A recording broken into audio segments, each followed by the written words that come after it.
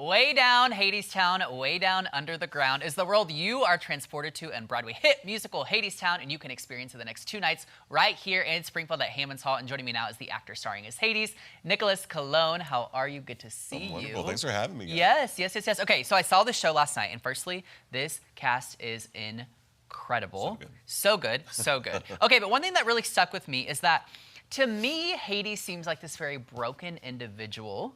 And I think that's a really interesting thing that you don't maybe know about going into the show. So what do you kind of think of him, and how do you tap into kind of his like mindset and demeanor going into the show given how he is? Yeah, I think the biggest part of this rehearsal process was, like, it's not my job to play a god. Yeah. It's the rest of the cast makes me feel like a god and shows that I am a god. But for the most part, Hades is just a guy. He's supposed to be a reflection of Orpheus.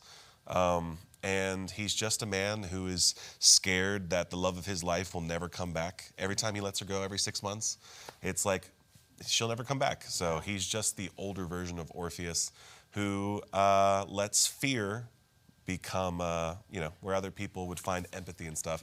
He uses power to make sure that nothing could ever happen. Yeah, yeah. So you mentioned Orpheus. So the beautiful thing about this show is it kind of intertwines these two love stories. And you have this younger love story between Eurydice and Orpheus, and this kind of more seasoned love story between Persephone and Hades. Oh, yeah. So what do you kind of think of the contrast of those relationships, and what do you kind of hope people take away from these kind of love stories? Well, it's like, Orpheus and Eurydice, it's that when you first fall in love, it's love at first sight. That's the whole thing. It's like the moment he sees her, he's like, will you marry me, basically. And young love is so easy to jump into. It's so easy to be excited.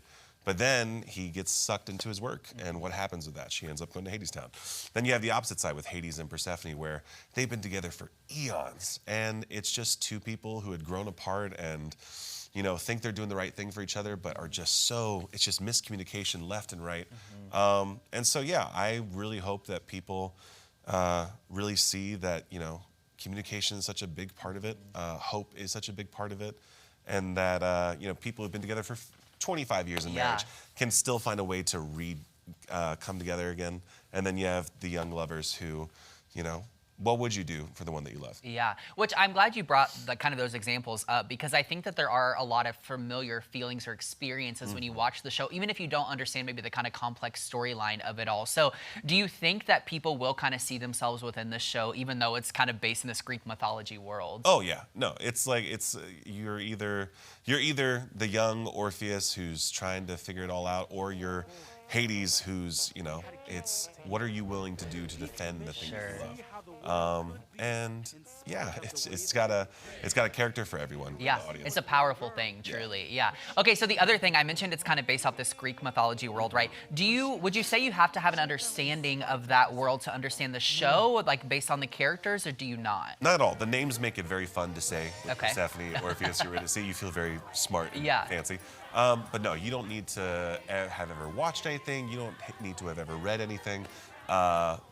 Hermes, played by Jalen, just tells you everything from the get-go. Yeah. They lay it out for you. This is how the story's going to go. We're going to have a fun time telling it. It's really sad, though. So good luck. And then we sing a big song and umbrellas and jazz music. And yeah. I will say, I love that it's a very kind of thorough storyline, because sometimes I know for me and maybe some people watching at home, when the theater plots get a little bit too intricate and confusing, I get really lost in the sauce. And so I can appreciate when it just flows and it makes sense. So something else that's really cool about this role of Hades is this very low kind of tone and note range you've got.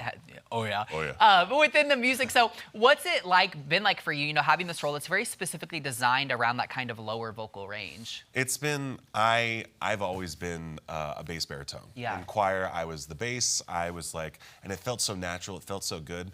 But then you get into the real world, and you're doing shows like Dear Evan Hansen. You're doing Sister Act. You're doing Kinky Boots, where everyone's skrelting into the atmosphere. And then the first time I ever heard Patrick Page sing it, I was like, oh, wow. Yeah. Like, that's my voice. And so it's been an amazing time so far, just being able to sing and speak and live in this part of my voice that I haven't really been able to show the world in basically my whole life. So it's amazing. Do you feel like that makes it a more personal experience for you? Absolutely. Yeah. Absolutely. It's like everything you hear from me, and the reason I'm able to go out full out every single night is because it's just me. I'm not trying to force myself to do notes that are unnatural for me or So it's just a natural part of my voice, and it just feels so good to do it every night. Yeah. And then people just get so surprised by it. Yeah, it's great.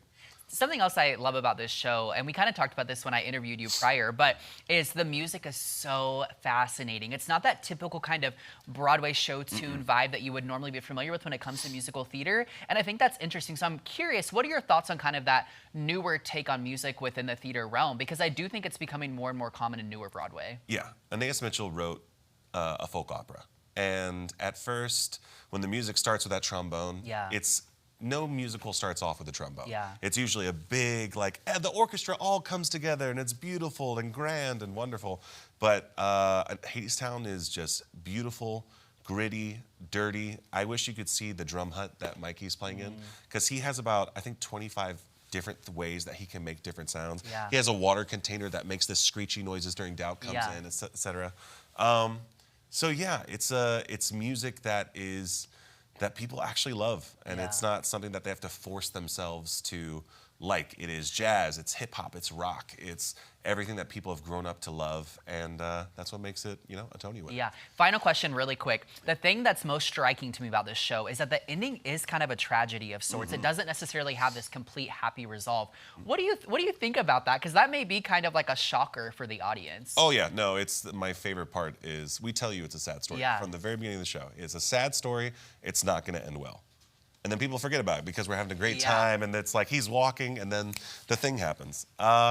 And yeah, it's a beautiful story of even when you know or you think you know what's going to happen, can you have hope? Can you still push forward even though the ending might be wrong? And can you still do that with the hope that next time it'll happen? I love that. A story of hope. All right, you guys. Well, like I said, you can get your tickets over at HammonsHall.com, Hadestown at Hammons Hall tonight and tomorrow night. Do not miss out on the opportunity to see the show. Nicholas, thank you so much for joining me. I appreciate it.